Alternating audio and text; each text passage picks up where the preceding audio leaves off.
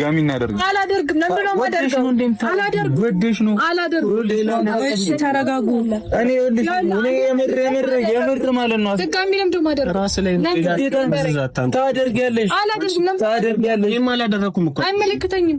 ላምን ይችላል። ምን ማለት ነው? ላምን ግዴታ እኮ ቻማታልኝ በጣም የልብ ተሰምቶ የነበረው ለማስቀየር አስበህ ነው አይደል? ያንን ማድረግ ስላልቻልክ ነው አሁን ድጋሚ ማድረግ የፈለከው። እኔ ደግሞ መብቴ ነው፣ የልጁ አባት ነው። መብቴ ነው። ለምን ታስብ ከሆነ ሄድና ድጋሚ ነው ማሰት አድርጋለህ።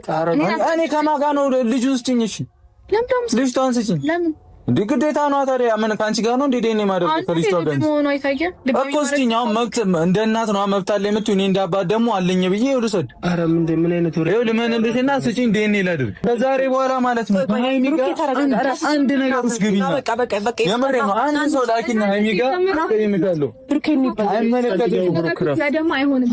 ቀጥለ ደግሞ ይኸውልሽ ከዚህ በኋላ ሃይሚ ጋር አንድ ነገር ይምጣና እኔ ካንቺ ጋር ነው የመጨረሻ ነገር። ሰላም